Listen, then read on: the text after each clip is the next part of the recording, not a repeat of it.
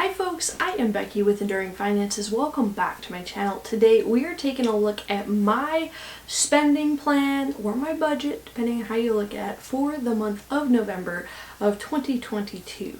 Before we jump into it, just a reminder for those of you that are joining us again or for the first time, I am a 30-year-old female, single, who has one dog and no dependents and very little debt. So just a little bit of a showcase of how I might differ from your own situation.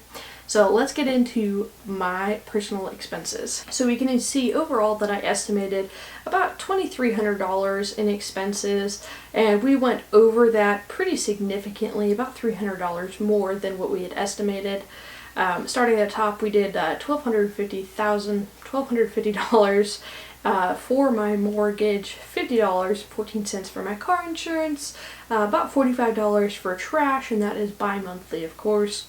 We didn't owe any sewer, and then again we split my internet between my personal expenses here and my business expenses down here as about an 85-15% split as far as business and personal use for the internet. We didn't have any water due this month, and we paid $39.47 in electrical and $177.33 in personal gas usage. And we can see on my breakdown here from gas that we did use quite a bit more than that, about $88 more, but part of that is coming from business expenses, and so we are just adding in what's coming out underneath business expenses back in to bring personal gas usage to $177. As far as groceries goes, we spent $494.42 overall, so it was a very, very expensive month as far as groceries. Now, I want to take note that this spending right here on the 15th of November was not specifically groceries. I ordered more protein powder from Bare Performance Nutrition. They had their Black Friday sale, and I went ahead and ordered a few months of protein powder for $152. So this really isn't as bad as it looks, but that's how much we spent. We had a couple of good weeks, lower numbers, a couple higher numbers. Just depends on what we're buying and how much we're resupplying what we need. We didn't do any eating out because it was, Thanksgiving and getting into preparing to eat a lot of bad food. So we took it easy on that. As far as birthdays and holidays expending, I spent $13.18 on Christmas presents. So we're slowly getting to a completion of all the presents that I need to get. We spent $41.51 on food for Thanksgiving, and that's what I brought to a potluck style Thanksgiving with my family. I brought a veggies tray and peanut butter pie and some other things. So that was my portion of that. And then while I was buying stuff for Thanksgiving, also bought some stuff for a friend's potluck that we're having in December. $18.15 going to that. I'm going to bring in another peanut butter pie and then a chicken pot pie. So that's what that is, bringing the birthdays and holidays, we're just wrap that into one, to $72.84 overall. We did have a surprise. I totally forgot about my irrigation fees. Forgot about them last year, so I owed late fees, so this is a double, so this is really it's only like $25 a year. But because I missed it and all of that, we paid $75.72 in irrigation fees because I am in an irrigation district with my property. And then as far as health and maintenance, we spent $400 on my counseling. I'm still going to that, going strong and working through stuff, and it's just a really positive experience with that.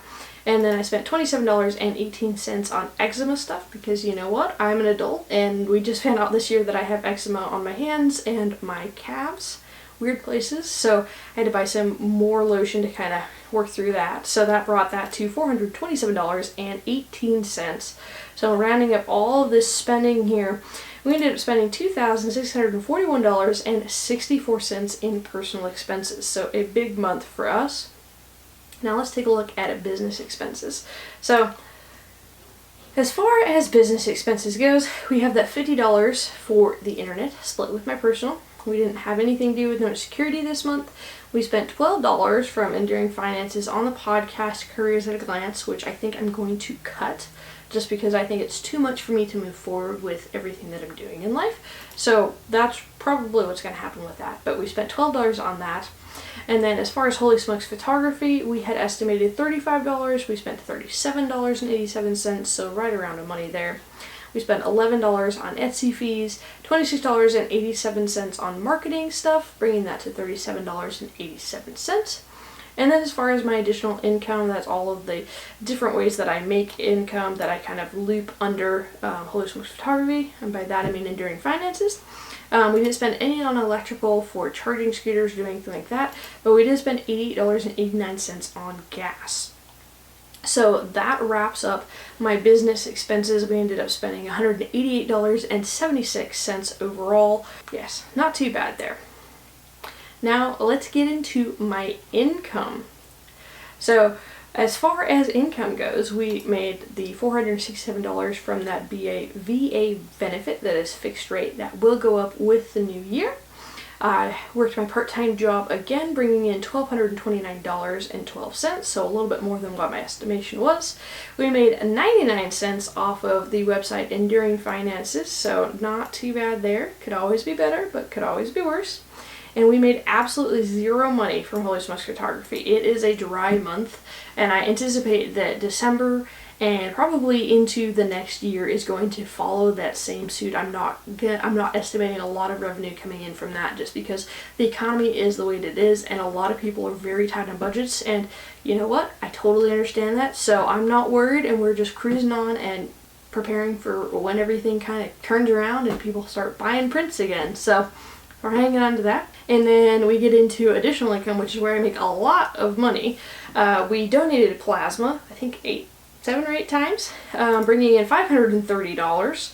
We did absolutely nothing with Lima scooters. They've kind of transitioned to the Gen 4 interchangeable batteries, and I'm not really sure what I'm doing with that. So it's kind of just sitting there right now. I have the option to potentially move forward with that, but right now I'm just kind of waiting to see what happens. We made $213.60 on Rover. We're doing a lot of walking and a little bit of dog sitting and just having some fun with that. And then we brought in $394.41 off of Uber Eats, bringing our additional income to a total of $1,138.01, which brings all of our income between the VA, the part-time job, Enduring Finances, Holy Smokes Photography, and my additional income to $2,835.51. So we are up almost $600 more than what my estimation was, and I'm glad to have it because we had, irrigation fees and whatnot come in, and Christmas is right around the corner. So that is pretty good there.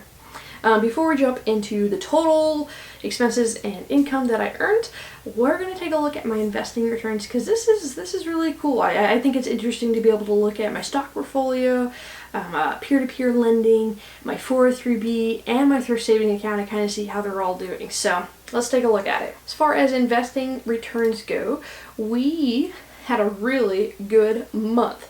Overall, from our 403b retirement, we've been seeing about an average of 6.6% return, and we did above that. We brought in $2,037.40.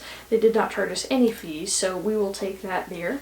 For my high yield savings account, we earned 1 cent just because we got a little tight, so there wasn't a lot from the beginning to the end when they calculate their money in that. So 1 cent from my high yield savings account.